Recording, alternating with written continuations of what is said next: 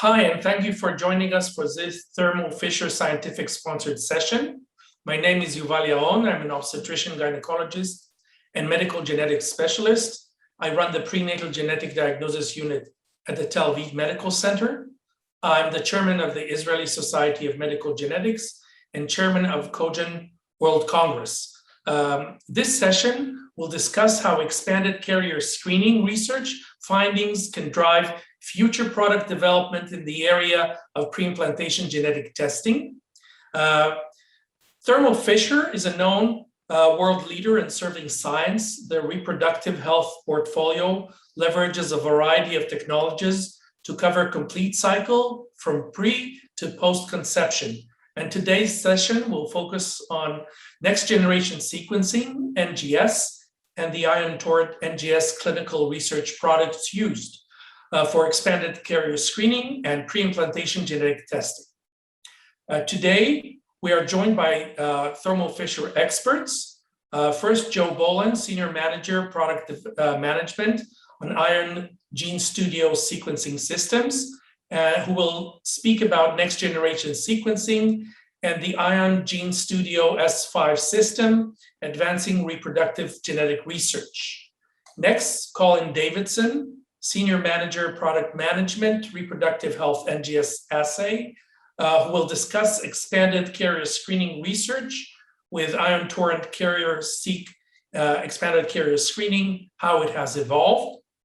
Then Alain Rico, Manager of Global Market Development, Reproductive Health NGS, will explain how comprehensive pgt-a and pgt-m, leveraging carrier screening research findings in addition to pgt-a analysis.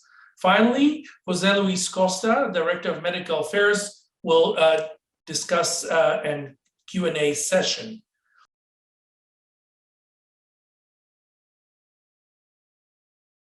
So I'm going to talk today about expanded carrier screening research, particularly the product that we recently launched, Carrier Seq, and how expanded carrier screening has evolved recently, and some of the thoughts that went into the selection of the target genes on the panel, since this is an evolving landscape, and there's a recent ACMG guidance publication that came out that I'll touch on.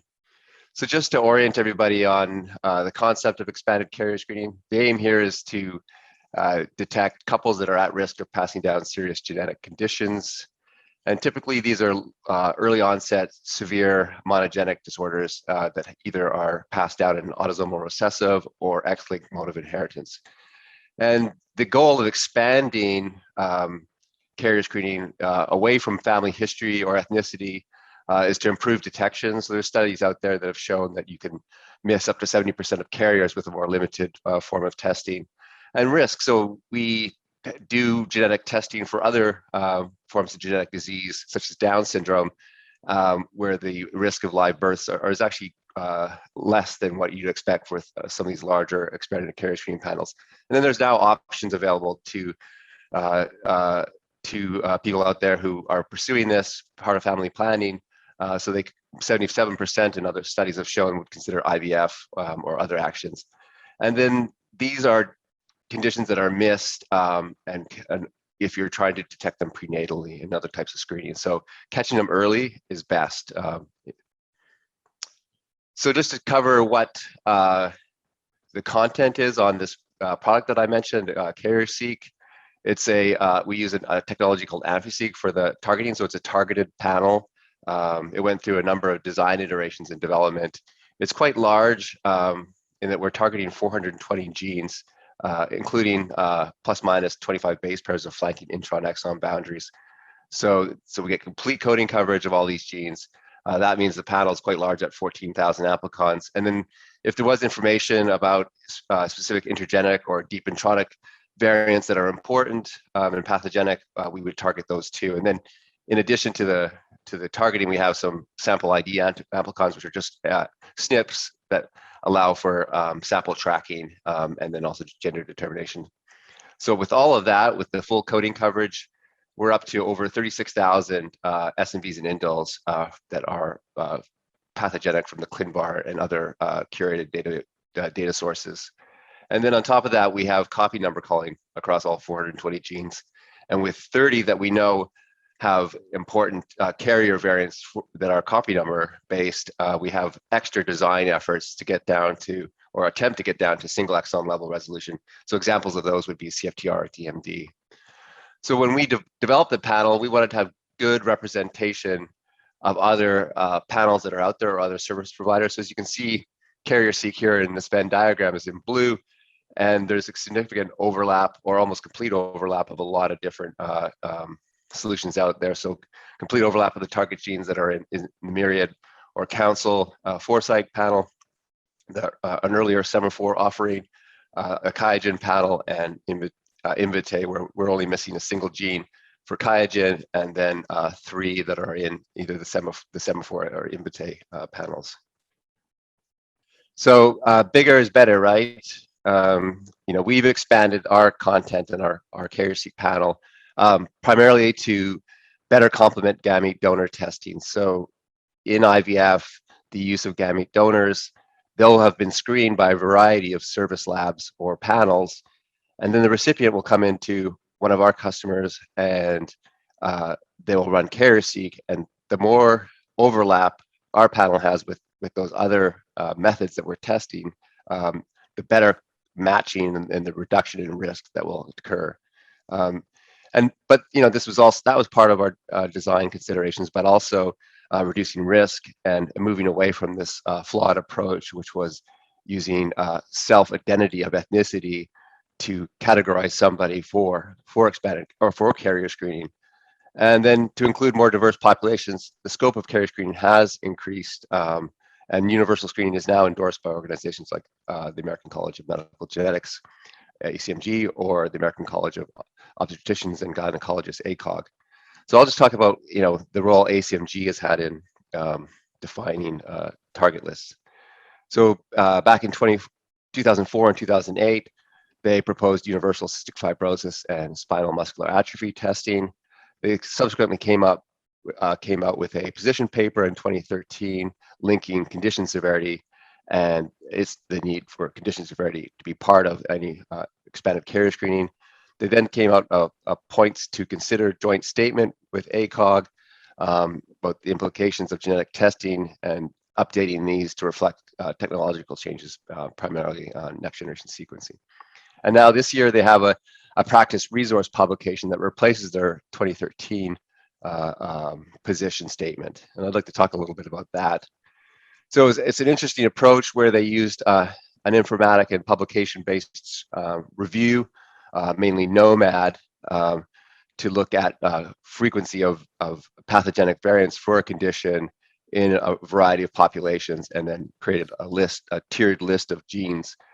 Tier 1 would including cystic fibrosis and SMA and other genes, and then progressive tiers based on the carrier frequency of those conditions from screening the NOMAD database of exome sequences.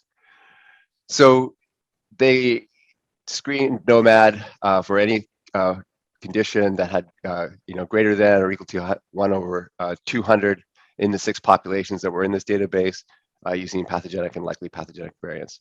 So they identified 86 genes that satisfied this criteria. However, they did miss some pretty important genes and conditions, and they attributed this to the technical complexity of these genes artificially lowered the allele frequency from exome sequencing. And this is mainly driven by homology. So this would have been SMA, or the causative gene here is SMN1. And there's high homology of this disease gene to its paralog SMN2, or regional issues like HbA for alpha thalassemia. They're tangibly duplicated, and this makes resolving mutations and calling copy number in this region challenging. Or there's forms of mutation that are refractory to NGS, such as trinucleotide repeat disorders, such as the gene FXN. And then there were others that were known to have a high frequency in specific populations that are not covered by these broad populations. So they added these genes back in, or they knew of subpopulations in the US that specifically at higher frequencies. So they added these genes back in. So there's a false negative issue here that they addressed by bringing in specialized knowledge.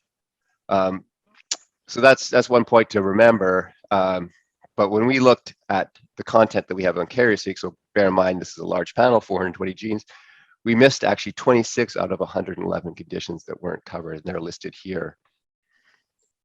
But then what the question is, well, are other offerings covering these disease genes that were proposed by this publication from ACMG? And I removed those that genes that have trinucleotide repeat mutations simply because they aren't targeted by NGS panels. And I looked at some providers here: Flugent, the Central Screen from Centrogene, Semaphore, and then the ACMG tiers, all 1 and 4. And so you can see here that 22 aren't covered by any offering, including this recently released Semaphore Elements panel, which has 502 genes. So out of the 26 that CarrierSeq doesn't cover, 4 are covered by other services listed here. So, based on the fact that the NOMAD methodology missed some important genes, I'm just sort of questioning, or this leads to sort of questions around these other 22 and how to resolve their importance for expanded carrier screening, given that they're not targeted by any other service provider out there, or very few of them are. For us, we don't expect to change our panel, but it does have the flexibility. I mentioned this technology, AmphiSeq. We have something called AmphiSeq on demand, where we have pre-designed panels, 2 genes that have listed in silico coverage, and actually wet lab testing to inform customers on the performance uniformity. So in yellow here are all of the genes of those 26 that aren't covered that have already pre-designed targeting. And you can see here the coverage is very good, from 99 to 100%, and excellent uniformity. And the others here in white, you can work with the AmphiSeq team to do spike-ins to add those into your panel. So you can create a second library to target these genes if you wish. And our reporting software, Carrier Reporter, is able to take the VCF files from those separate libraries and combine it with the output of the analysis for CarrierSeq, so you can actually analyze the 2 together and add these targets in if you so wish. So with that, I'll stop and we'll take questions, I believe, at the end. Thank you. Our next speaker is Alain Rico on comprehensive PGT and pgt-m. Alain? Yes, thank you, Yuval. So let's now discuss how to leverage the information provided by our carrier screening research solution in approaches using a combined pre-implantation genetic research approach for both aneuploidies and mutations in genes involved in monogenic disorders. My name is Alain Rico, and I'm Senior Manager in charge of the market development of sequence-based reproductive health research. First, allow me to remind a few basics about PGT, the pre-implantation genetic testing. pgt-a is when testing for chromosomal aneuploidies, like, for example, trisomy 21. It was previously referred to as PGS. A variant of pgt-a is pgt-sr, testing for structural rearrangements like unbalanced translocations. pgt-sr was previously referred to as PGD. And finally, pgt-m, when testing for the variants relevant to monogenic diseases. pgt-m was also previously referred to as PGD. Our portfolio of solutions for PGT consists in pgt-seq and Reproc. pgt-seq is a solution to research monogenic disease nucleic markers using SNPs haplotypes for an indirect approach and an optional direct variant coding. More than 200 verified panels are available, and it's possible to customize panels for you to study different monogenic disorders according to your research needs. pgt-seq is powered by our gold standard AmpliSeq technology.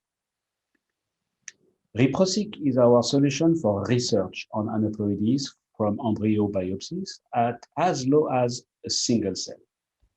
With a minimum hands-on time, up to 96 samples can be analyzed in a single run.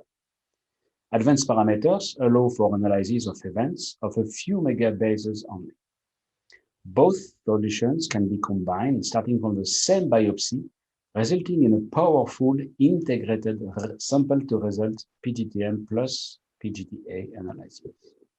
From a research point of view, being able to combine analyses allow, for example, to study the impact of your research sample is precious, so starting from a single embryo biopsy is certainly a key feature.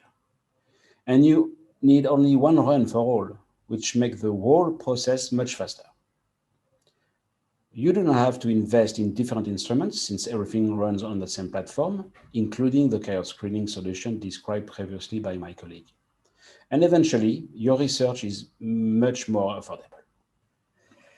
From a research point of view, being able to combine analyses allows, for example, to study the impact of parental age on the embryo, including relationship between maternal age and haploidy rate, or also de novo mutations using a baseline from carrier screening research. Another example is the research on the impact of aneuploidy and mutations on the pregnancy, analyzing the implantation, the pregnancy, and the live birth rate, and a better understanding of the carriers of monogenic diseases. A third potential application of a combined pgt-a and pgt-m analysis can be to identify, during IVF or ICSI procedures, embryos that are aneuploid and or carrying mutations in order to, for example, donate them for research. Now, if we look at the whole Ivf Pgt research journey, we see that the research can start from the identification of individuals' carrier status using carrier screening with carrier-seq, then to the evaluation for the future offspring of reproductive probability for genetic disorders, and finally, combining pgt-a and pgt-m with pgt-seq and Reproc to identify unaffected embryos for IVF. One example of the three approaches combined is shown in this slide. In this study, McCoy and collaborators determined the parental genotype data and the associated the haplotype of mutations with aneuploidy data from day 3 embryo biopsies. They were able to demonstrate that the maternal origin and its role on aneuploidy coming from the mutations in the centrosomal regular polo-like kinase 4, PLK4. Similar researches could be run with carrier screening for generating the genotyping data, followed by pgt-a for discrimination of aneuploid and euploid embryos, and pgt-m for confirmation of the haplotype. Thank you very much for your attention. I trust you realize the value of combined pgt-a and pgt-m together with carrier screening. Now to the next speaker. Thank you, Alain. Our next speaker is Joe Boland, Senior Management of Product Management. Thank you, Yuval. Hello, everyone. As I said, my name is Joe Boland. I'm the product manager for the Gene Studio Instruments. And today I'll be talking to you about the Ion Gene Studio S5 systems and highlighting one of the assays advancing reproductive genetic research. In terms of the S5 series, we have a flexible portfolio, meaning we have 3 different instruments that would hopefully fit your laboratory's needs. So we have the Ion Gene Studio S5, the S5 Plus, and the S5 Prime, as well as the 5 series chips that are shown below that are really meant to be flexible in terms of the amount of reads and the read lengths that you need in your laboratory's testing.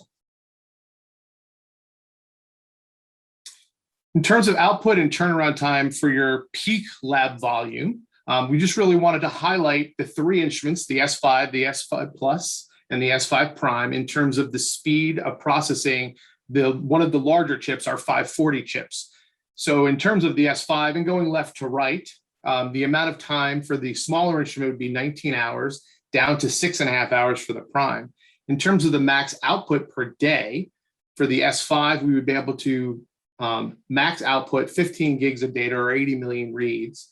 The S5 Plus would be 30 gigs or 160 million reads. And the S5 Prime would be 50 gigs and up to 260 million reads. In terms of chips, this would equilibrate to S5 would be one 540 chip. The S5 Plus would be two 540 chips or one 550. And the S5 Prime, which is the workhorse of the Gene Studios, would be two 550 chips. In terms of hands-on time, we really want to make this process as hands-free as possible. So if what we'd like to link is our S5 sequencers with our Ion Chef.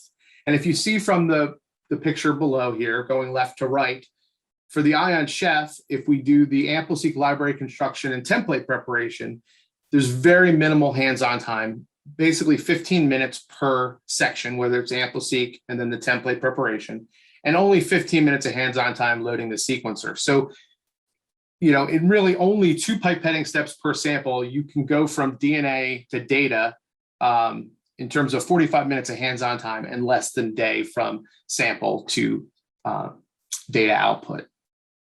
So I wanted to transition from this to highlight one of the assays that are run on the Gene Studio that is the Ion Reproc Pgs Kits.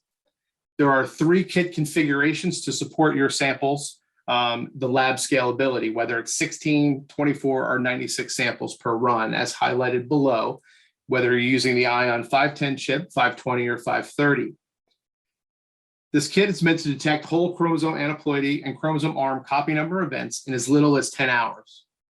The Ion single-stick library kit includes reagents to extract, amplify, and prepare barcoded libraries from a single cell.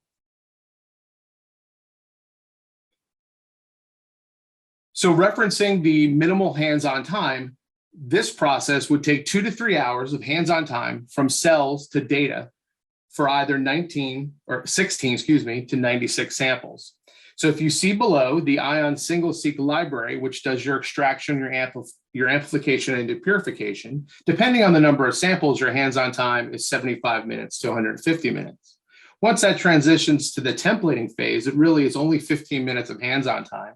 And then transitioning that to either one of our Gene Studio instruments is an additional 15. So really, it's very, very minimal in terms of hands-on time to go from cells to data. The total turnaround time for this process is anywhere from less than 10 hours to max of 13, depending on the number of samples you use per run. And so if you look at the chart that's shown here from left to right, the library prep really is 3 to 4.5 hours, depending on the number of samples. The template prep is roughly 5 hours, and the sequencing time goes from 2.5 if you're doing 96 samples down to just an hour and a quarter if you're doing 16 samples, with analysis time ranging from a half hour to an hour. And that, again, I just wanted to show in the bottom here is the 3 chips, whether it's 5, 10, 20, or 30, you can do 16, 24, or 96 samples in that time. So really the takeaway is this: it's a rapid, scalable, cost-effective, and simple PGS workflow on a single platform. And highlighted here is, regardless of whether you're running 16, 24, or 96 samples with the Ion Reproc Pgs kit, that the hands-on time and total time is less than our competitors, the VeriSeq and the 24 Short from Illumina. In terms of hands-on time, it's less, and total time of the process for 24 and 16 is considerably less than their 24 and 12 sample process. So in summary, the Ion Reproc Pgs kits for the Gene Studio S5 systems, there's really multiple features, outcomes, and benefits. The features highlighted were the scalability of 16, 24, and 96 samples per run, that simplified instrumentation, minimal hands-on, it's rapid turnaround time from cells to data, and the software provides improved data visualization and detection and mosaicism. The outcomes there are lower cost per sample, ease of use, process of more samples, and we do provide it's a confident interpretation of the results. And the benefits to your lab are many, including combat price erosion, scale your laboratory to the volume increases, reduce demands on your laboratory staff, return results for time-bound samples, and improve prioritization of your samples. So finally, just bringing it back around to the Ion Gene Studio S5 system, it's simple, fast, scalable, and versatile. And if you're looking at the chart below, the S5 provides multiple chip types to fit every lab need. We have max throughput of over 1 billion reads. As I mentioned, the workflow, it's 45 minutes of hands-on time from start to finish. We have end-to-end support, whether it's extraction, library prep, all the way through reporting. And the max read length can go anywhere up to 600 base pairs. Thank you for your time.